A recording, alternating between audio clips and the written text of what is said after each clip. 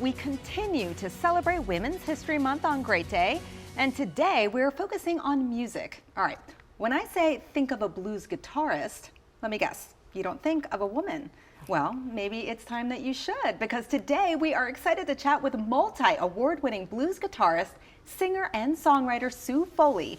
Welcome to Great Day, Washington. Thank you so much. Yes, we're so excited to have you. First of all, congratulations on all your nominations for the Grammys, for the Juno Awards, and you won the Acoustic Blues Album at the Blues Music Awards. Big congrats. Thank you. What does this mean for you professionally and personally? It's great. I mean, a lot of these awards are peer-based, so those are my favorite ones because, I mean, you just want to make good quality work, and if your peers respect it, that's just beautiful, you know? Yeah, I can imagine that, yeah.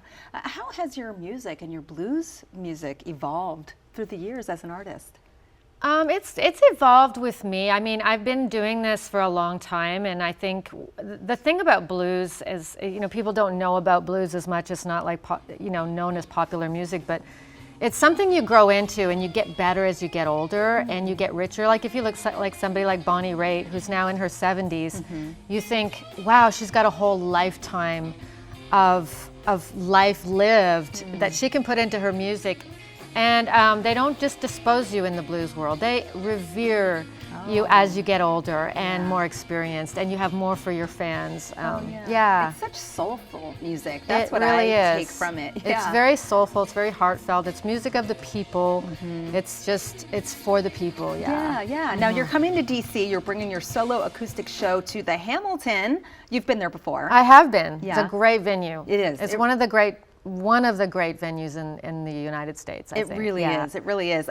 Now, what makes the One Guitar Woman performance different than other shows you've done? Well, One Guitar Woman, it's a solo performance, so it's just me and guitar. I actually have my bass player with me for the second part of the show, but it's a very bare bones interpretation dedicated to the pioneering women of guitar. And it's solo, so it's intimate.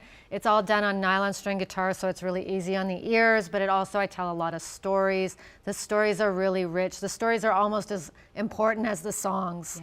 Yeah, of course. You also sing? I do, I sing. Yeah, that's fantastic. You mentioned paying tribute to pioneering female guitarists. What inspired you to spotlight these women? Besides the fact that that's just awesome.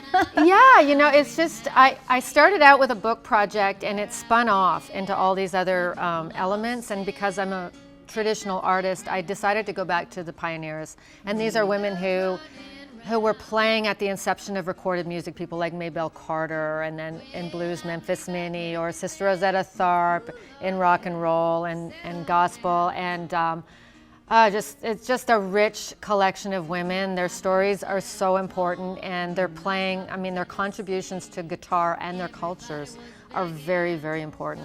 Yeah, you mentioned Memphis Minnie, and I understand that one of the standout tracks on your album is your take on Nothing in Ramblin'. Right. What drew you to her music initially, and why is it so important to kind of keep artists like her in the spotlight today? You know, Minnie should be a household name. She's so important in the history of music, American music. She was a guitar-playing female woman, you know, in the 1930s, 40s, and 50s, out playing lead guitar, a black woman who ran away from home when she was like 13 years old because she didn't want to work in the fields or be a maid. So she took a chance, she joined the circus, ended up in Memphis, got her name Memphis Minnie, and played guitar and became an icon in the blues world. She had almost a 30-year career. She recorded over 200 sides. Her songs have been covered by Led Zeppelin, you know, Lucinda Williams. I mean, the list is huge. Wow. She's so influential. Yeah. So she, for me, in the blues, I wanted to be a guitar player, and I latched onto her because I thought, well, here's a woman who did it in the 30s. I can be a blues guitar player. You know, I was a white girl in Canada, you know, a little girl in high school, and thinking I want to play the blues. And that seems like a long stretch. And then I thought, well, Minnie was taking chances in the 30s. I think I can do this, you know? So she's like a guiding light to me. I love that. And here you are today, Grammy nominated and everything. Thank you so very much for being here. This was really awesome. Thank you.